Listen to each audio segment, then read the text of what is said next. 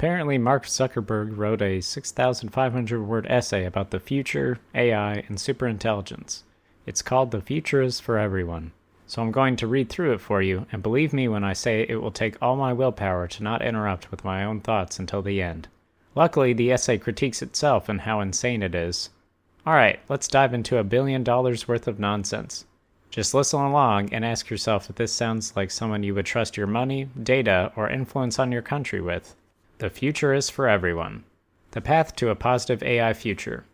We are fortunate to live at an incredible moment in history.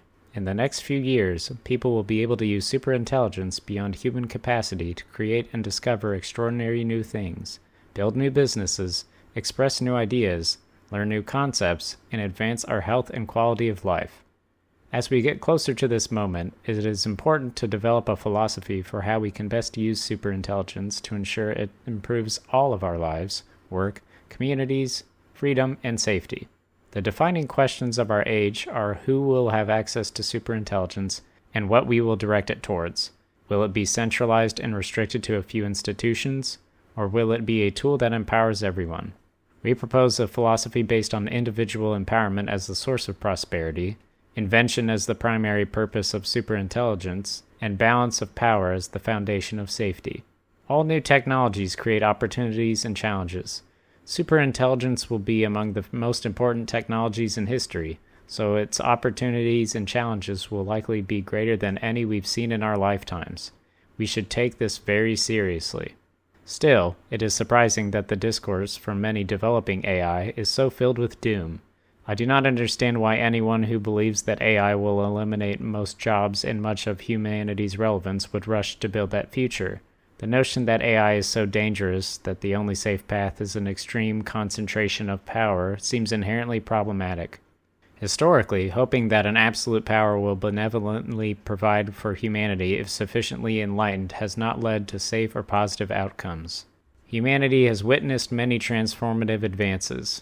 Each time there is fear that people will be left behind, but each time humanity has come out with more people sharing greater prosperity, health, and freedom. We believe this will be true with AI as well, and the abundance of the future can be shared by everyone. We also believe that the values that got us to this point, like liberty, open inquiry, free enterprise, and equal opportunity, are also the right values to build a positive future. Putting power in people's hands to pursue their own aspirations is how humanity has made the most progress. Novel ideas and major steps forward rarely originate from established institutions alone. They came from the brothers in a bicycle shop who believed people could fly, the bookbinder's apprentice with no schooling who figured out how to generate electricity, and the kid in a garage who thought personal computers could be for everyone. We believe this will continue to be true. As everyone gains more powerful tools, each person will become more capable of shaping the future, not less. Invention, not automation, will be the greatest contribution to superintelligence. Early AI could answer questions and do routine work. Soon it will increasingly help discover new knowledge, ranging from discovering new drugs to cure a family member's disease to finding new ways to improve your business. While the number of questions a person can ask in a day is limited, the number of valuable things superintelligence can invent to help achieve your goals is unlimited. As intelligence becomes abundant, the most important question will be how we direct it. Some argue that superintelligence itself, or a small set of experts who control it, should decide what is best for humanity. We disagree. The history of democracy and economics has shown that there is no single objective answer to how people define the best life, and therefore the best approach is letting people decide what matters in their own lives. We believe that delivering superintelligence to everyone is the way to answer this question. This follows the tradition of putting the power of supercomputers and the internet in everyone's pockets and on our desks. Rather than centralizing superintelligence, we should distribute it widely and give every person the ability to direct it. This has the potential to begin a new era of personal empowerment where individuals can use this powerful new capability to reach their full potential, pursue their interests, and improve their lives and the world more than ever before. To make this more tangible, here are a few ways Meta is building personal superintelligence to improve all of our lives. Everyone will have an exceptionally capable personal assistant that understands you, your goals, and everything that you care about. Your agent will work 24/7 on your behalf to improve your relationships, health, career, finances, home management, hobbies, and more. It will free up time for the things you enjoy and help you accomplish more than you could otherwise. It will have strong privacy and security options so you can trust it to handle all of your personal content, knowing that no one else can access your information. Similar to how encryption works on WhatsApp, you'll be able to interact with your agent through any device, including your glasses, to keep you present in the moment with the people you care about. For example, my agent flags interesting information and helps me prototype ideas. It helps keep me healthy by monitoring my sleep and then watching as I train and giving feedback. My daughter loves to bake, so my agent plans personalized recipes for us to make together each weekend, orders the ingredients, and then offers suggestions as we're baking. Everyone will have incredible tools for creation to express your ideas. My 8-year-old daughter can already code her ideas and produce videos in an evening that would have either taken me months or been impossible previously. Now we're creating a robot together. Meanwhile, researchers at Meta are generating novel crystal structures that are ideal for augmented reality glasses, and engineers are creating new apps in a fraction of the time that it would have taken before. Everyone will soon have invention superpowers. Everyone will have powerful tools to create new businesses, and the economy will become more entrepreneurial. People are starting to be able to manifest ideas themselves without having to raise money or build large teams. Many ideas that would have been too hard or expensive to try before will now be possible. This means we'll see many more ideas and businesses. I predict that this will not only lead to much greater economic growth, but also more employment over time rather than less. Everyone will have a personalized tutor and coach with a PhD in every subject and unlimited patience to help you learn anything you want. Students will have extra help in areas they need it that is currently only available to those whose parents can pay. Adults will have a super intelligent learning assistant that knows exactly how to teach you new job skills, new languages, new hobbies, or anything else you're interested in. Everyone will benefit from scientific advances and be able to contribute to scientific progress. For example, BioHub has already shipped open-source biological models related to virtual cells and proteins that are helping scientists make new discoveries and design new drugs.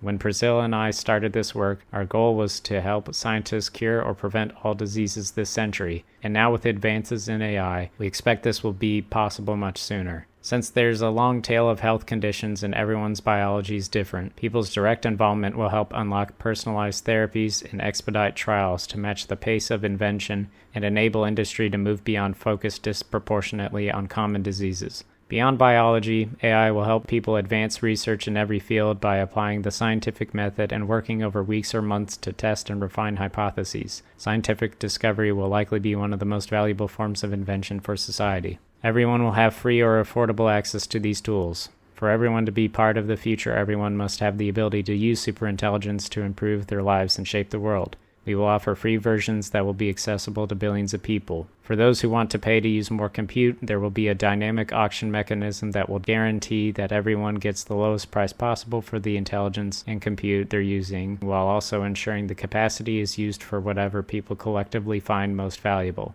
This will ensure the benefits of superintelligence are distributed widely. These are some of the main efforts that Meta is focused on. Each area advances the values of personal empowerment and contributes to a future where everyone has a greater role in shaping the world than today.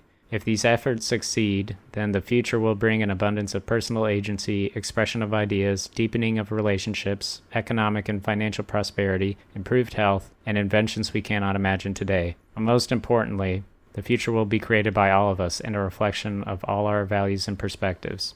At the same time, new technologies also bring new risks. There are many important concerns we are focusing on addressing, from concerns about job displacement and ensuring local communities benefit from data center builds, to safety concerns about AI misuse relating to cybersecurity and biorisk, to avoiding government tyranny and surveillance, ensuring the U.S. and democratic countries lead, and ultimately making sure humanity maintains control over superintelligence so it serves us rather than endangers us.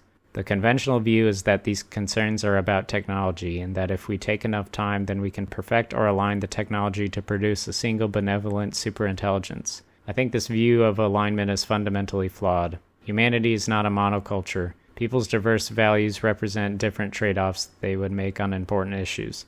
There's no technological solution that can align with everyone's opposing interests and values at once. Any singular superintelligence would have to prioritize some values over others, and in the process would be incapable of being benevolent to everyone. Instead, we propose that it is more productive to view each of these concerns through the lens of achieving the right balance of power, as Western society has in democratic governing institutions. People and institutions with competing interests naturally check and balance each other to lead towards positive outcomes. The best and most realistic path to building a positive AI future is by delivering superintelligence to everyone. As a thought experiment, imagine only one person had a superintelligent lawyer. They would have an unfair advantage in court, even if they were wrong on the merits. That would lead to a worse society. But now imagine everyone has a superintelligent lawyer. In this case, justice would be carried out much more fairly and efficiently than it is today, when there is often an imbalance in skills and resources and litigation.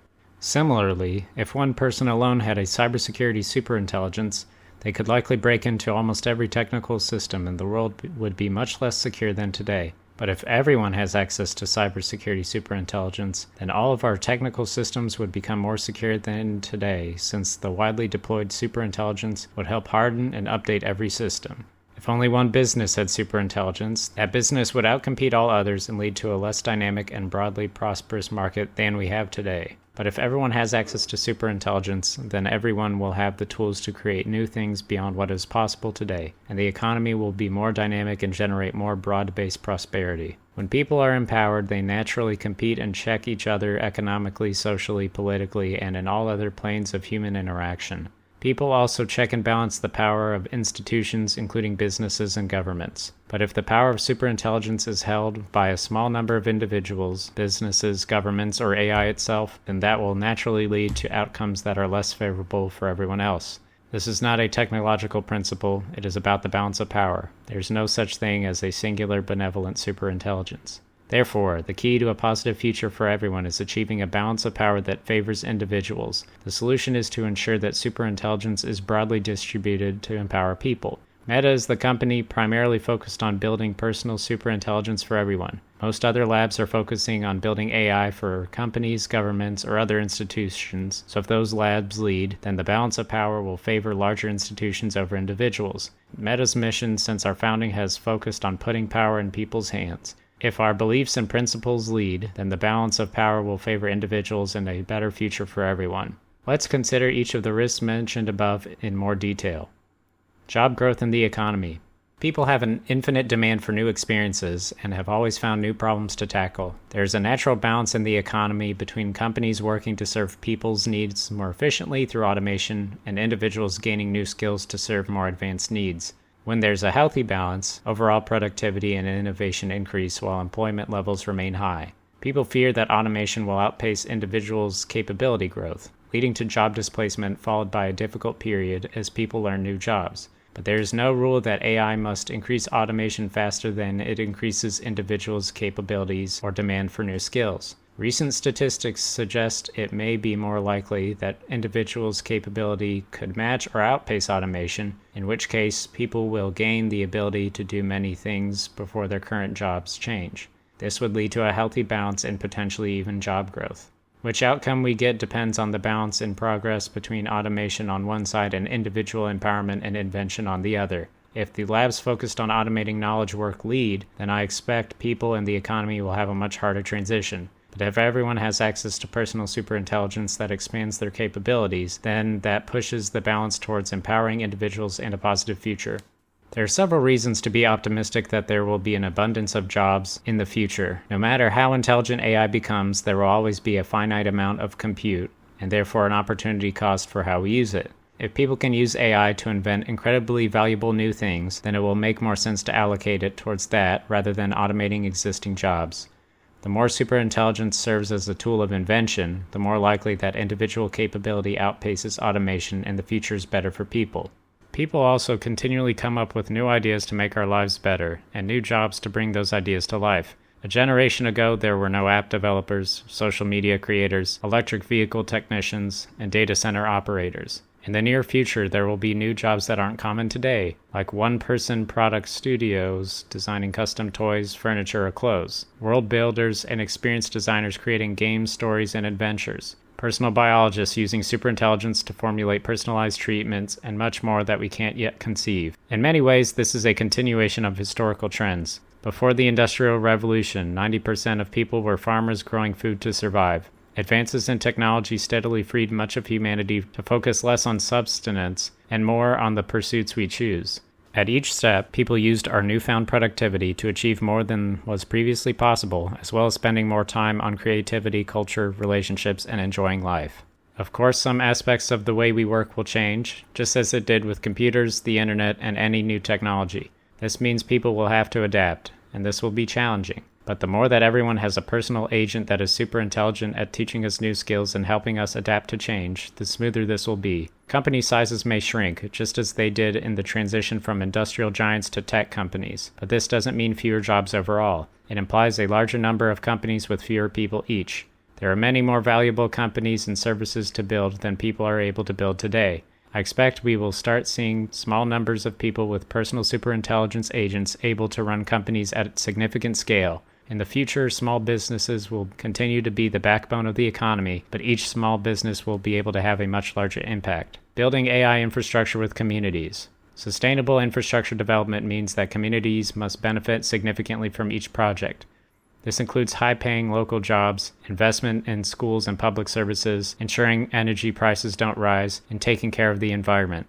As tax revenues grow, this also benefits teachers, law enforcement, fire departments, and more. We call these local benefits our Community Compact, and we are launching a Future is for Everyone fund to support each community we work in directly. For example, in Richland Parish, Louisiana, where Meta is building a large data center, teachers received a $50,000 bonus this year because of the increased tax revenue for our investment. The superintendent told us that teachers are now moving there from across the country, and he believes it will become one of the nation's best school districts. Unlike the concern about knowledge work displacement, there is a shortage of skilled tradespeople like carpenters, electricians, and construction workers to support the demand for infrastructure build-out. Meta has created America's Workforce Academy to provide free training for skilled tradespeople and guaranteed high-paying jobs in the areas we're building data centers. We help keep electricity prices low by building our own energy-generating infrastructure wherever we invest. This ensures that not only are we not consuming energy that could have gone to the local communities, but in some cases we even supply a surplus of low-cost energy back to the communities. We think this is an important investment principle for sustainability.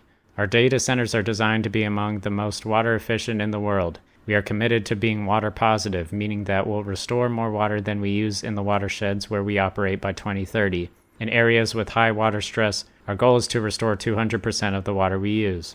We see that communities we invest in over the long term are more supportive of development than communities where speculators start building with minimal investment in the community.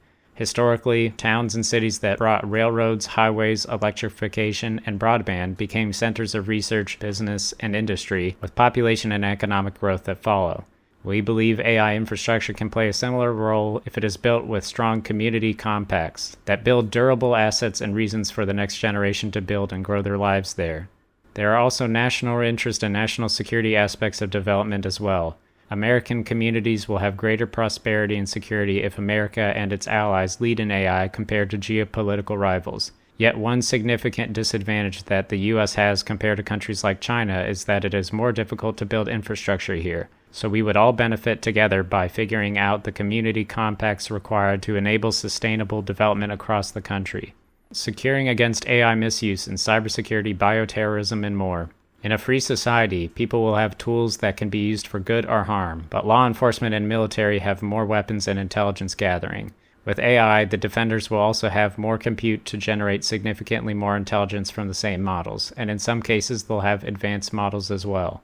The strategies to protect against cybersecurity, bioterrorism, and other threats vary, but the general pattern is that society ensures the defenders who keep bad actors in check must always have a greater balance of power and resources.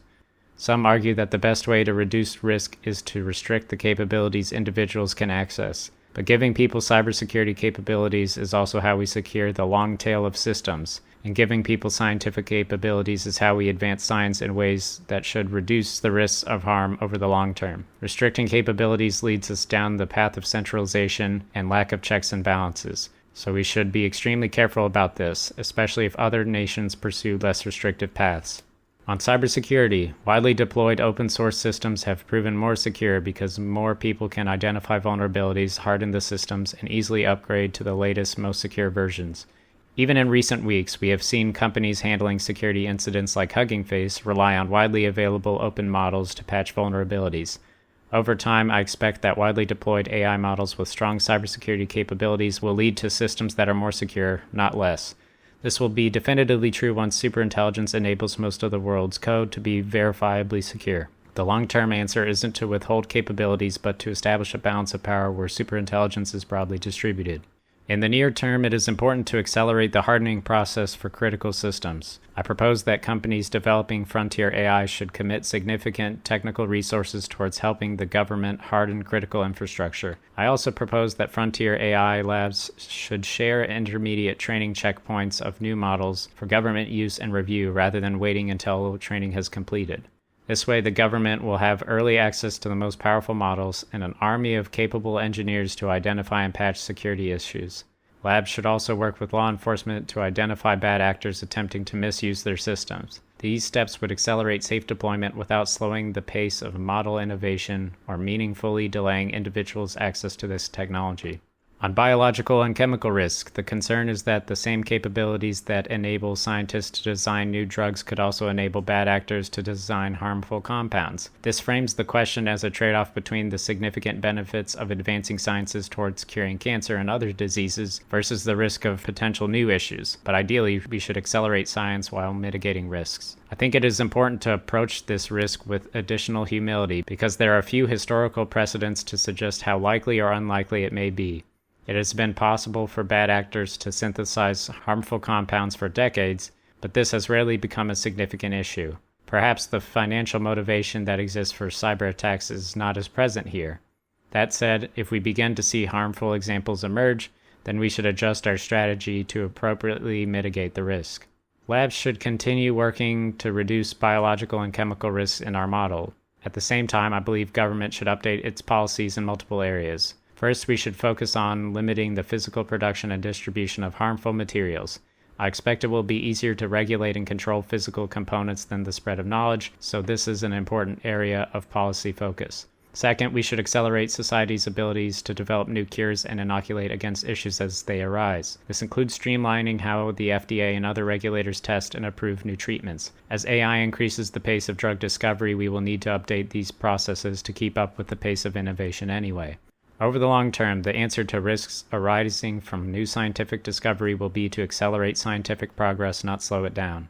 Protecting freedom and preventing government tyranny.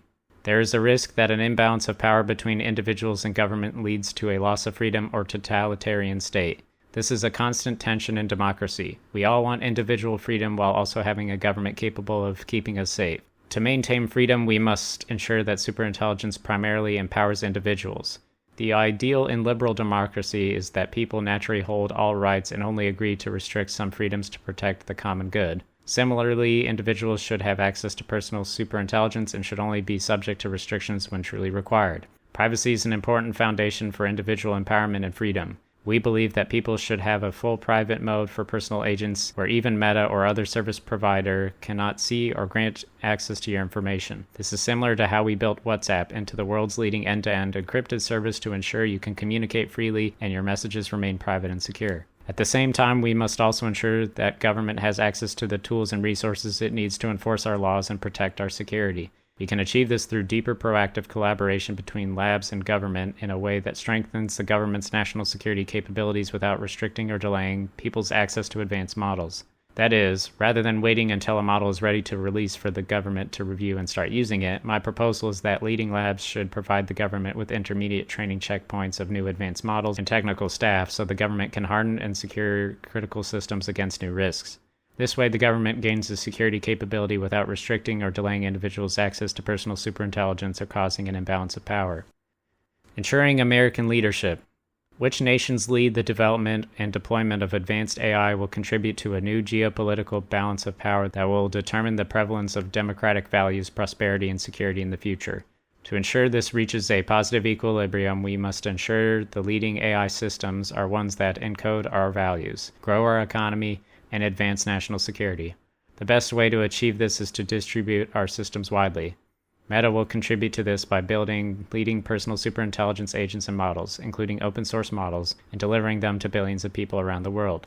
To develop the most advanced models and products, we must recognize that AI is likely the most competitive industry in history. Innovations are quickly copied and absorbed within months, but people always want to use the most advanced models, or most advanced at a given cost, so maintaining even a 2-month advantage is incredibly valuable.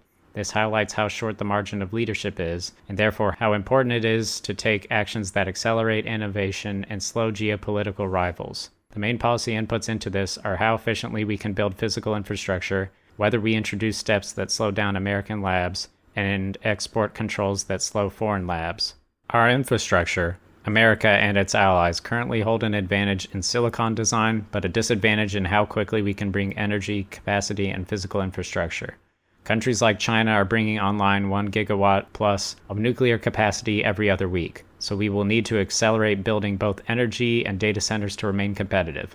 Export controls on silicon have been successful for slowing the progress of foreign labs during this critical period, so it is the right strategic move to continue those. Any policy that slows American model releases, even by a month, could add significant risk to American leadership while letting foreign models race ahead. At the same time, when new capabilities emerge, it is important that the U.S. government has advanced knowledge and resources to harden critical systems, and potentially some period of advantage in using advanced systems. I proposed a collaboration model above based on sharing intermediate training checkpoints and technical staff. Given how dynamic and competitive the AI landscape is, I think it will be more productive to have a close, proactive collaboration between frontier labs and the government, rather than a rigid process and review timeline that is followed in all cases. In some cases, American labs may extend our lead by more than a few months, and taking more time to mitigate new risks may lead to safer solutions. In other cases, delaying releases by even a month may cede America's lead and create worse outcomes. By making sure the government has early access, we should be able to advance national security while minimizing any delays of public releases. It is also important that the U.S. and its allies lead the open source AI ecosystem that will make up a large percentage of global AI use. Foreign labs currently hold several advantages since American labs have to comply with many additional restrictions on training data. U.S. policy must reduce this additional friction if we want American open source models to lead over time. I do not believe restricting access to foreign open source models is an effective solution. Our goal should be for American open source models to be the best globally. This requires removing the hurdles that make it harder for American open source models to compete. Restricting people and companies from using the leading open source models, wherever they come from, will reduce the quality of AI accessible to them and centralize AI rather than putting more power in people's hands. For the U.S. to lead in open source, we will need to rethink our policies in several areas, including distillation and data use in training. The ability for models to learn from other models is an important principle of how the open source ecosystem works. All AI models are derived from human knowledge. Some have tried to frame distillation as harmful, but I think it is important to protect the principle that you can learn from anything you can observe. This is how the world works, and the U.S. will not be able to lead if we restrict ourselves on this front. Looking at the big picture, falling behind in AI overall would almost certainly be a larger and longer-term national security issue than any specific issue we'll face in its development. With the right collaboration, it should be possible for America to lead in both the private and public sectors, delivering personal superintelligence that encodes individual empowerment and democratic principles around the world while advancing national security. Alignment with people and addressing existential risk. The ultimate question of balance of power is how humanity will maintain power and control over AI itself. The concern is that AI may gain enough power and control to the point where, at best, it no longer serves humanity's interest and at worst puts humanity in peril. A healthy balance of power is to ensure that there is no singular centralized superintelligence, but instead as many people and businesses as possible with different superintelligent agents aligned to their goals that check and compete with each other in the ways our natural economy behaves. This balance would be further enhanced if there were multiple frontier labs whose models have different values that could check each other as well. While there are risks to releasing capable models, the most dangerous scenario from this perspective would be leading AI labs training powerful models and keeping them for themselves. Regardless of how much a lab rationalizes this activity in terms of responsibility and safety, this is the path of developing a singular superintelligence that cannot be checked by other systems. Developing personal agents requires a new way of thinking about alignment. Most labs today view alignment as a defensive measure for enforcing a centralized set of values. For example, one leading model was aligned to refuse helping draft a letter to prospective parents at a school because it thought standardized testing was unethical.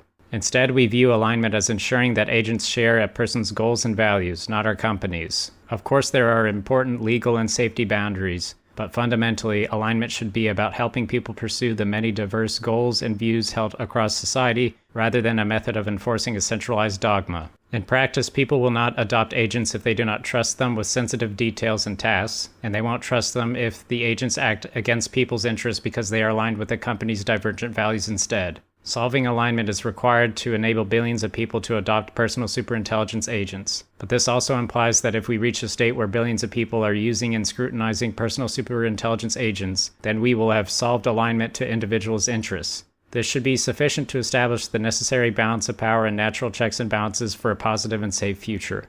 In this way, alignment isn't some idealized technology that can keep a singular superintelligence benevolent in the future. It's what makes personal agents useful and trustworthy to enable the necessary societal balance of power that will actually keep us safe. Maintaining control of superintelligence. There is a dilemma that once AI systems can autonomously improve themselves, any lab that doesn't let their AI system direct a substantial amount of compute capacity towards recursive self-improvement will inherently fall behind. For example, if a self-improving AI system focused on optimizing its compute efficiency, it could theoretically invent ways to squeeze 100 times or more intelligence out of each gigawatt. This means that a self-improving AI system running on a fraction of the world's compute could conceivably command more effective compute and intelligence, and therefore a greater balance of power than everyone else combined, and become the singular superintelligence we fear. There are a few ways a balance of power could exist with recursive self-improvement. The simplest is that multiple labs could achieve RSII around the same time. If some or all of those superintelligences were somehow benevolent, then they could check and balance each other. That said, it is not clear that there is any way to expect benevolence or rely on superintelligence not directed by people for a positive future. To ensure people remain in control, the significant majority of intelligence must be directed by people towards advancing people's goals. This means that Meta, other frontier labs, and clouds committed to giving people a greater balance of power must collectively build out a sufficiently large amount of compute such that we can allocate enough to recursive self-improvement to remain competitive while still committing the significant majority towards people's individual goals. As discussed above, in order for personal superintelligence agents to be adopted and trusted by billions of people, by definition we will need to have solved alignment with people's interests and enabled checks and balances at scale. At the same time, any AI engaging in recursive self-improvement is by definition directing and advancing its own goals. All labs should observe its objectives and our ability to control them carefully, and if there is any indication of harmful behavior, then we should coordinate and adjust appropriately. But letting an AI system or anyone else direct its own goals is not inherently harmful by itself, even if its goals are not fully aligned with many people, as long as we maintain a balance of power that favors people overall. The main premise of the balance of power theory is that competing interests are natural, and the only way to ensure adherence to human values is by giving people more power. This philosophy of personal empowerment, invention, and balance of power has several policy implications. At Meta, we will focus our efforts on delivering personal superintelligence to billions of people and small businesses to help everyone achieve their goals and invent the things they want to see in the world. We will do this by training leading models and then maximizing availability of this technology, including making it easy to use, offering it for free or as affordably as possible, building sufficient compute for all people to use it, and distributing it widely. We will build a full private mode where even Meta cannot see or grant access to your information. We will focus heavily on alignment, defined as helping each person achieve their goals, not ours. Open source is a positive and important force for empowering people and preventing centralization that is detrimental for both safety and the economy. Meta continues to be strongly supportive of open source, including open source AI models. The current open source ecosystem is strong, and we think it would be a mistake to restrict it. Now that Meta Superintelligence Labs are up and running, we will resume releasing some open source models soon. Independent governance and oversight is important, given the high-stakes nature of decisions around superintelligence. I do not think it is in my, Meta's, or the world's best interest for me or anyone else to be a sole decision maker on how superintelligence is deployed. Therefore, Meta is implementing a governance structure that gives our independent board of directors the power to approve the safety criteria for releasing models and reviewing whether each model release adheres to the criteria. While Meta is a founder-controlled company, the CEOs of all frontier labs currently have extensive authority over model releases, so we encourage others to implement structures similar to this as well. I think an industry-wide version of this process would be helpful for industry governance as well. Government policy is necessary to ensure a positive future, and mitigating the risks discussed above. I've outlined several policy recommendations throughout this piece. Overall, we should encourage close cooperation between frontier labs and the government.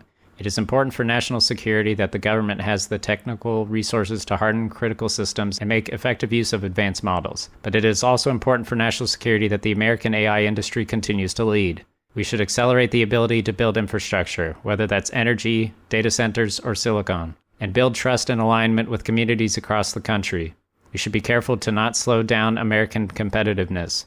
We should be skeptical of any proposals that lead to centralizing superintelligence, and we should favor policies that promote a healthy balance of power that favors people. This is an incredible moment to live through. Developing superintelligence will be the most profound technological advance we will see in our lifetimes.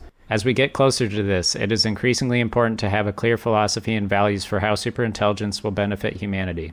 Meta is committed to building with the principles of individual empowerment as the source of prosperity, invention as AI's purpose, and a balance of power favoring people as the foundation for addressing safety risks.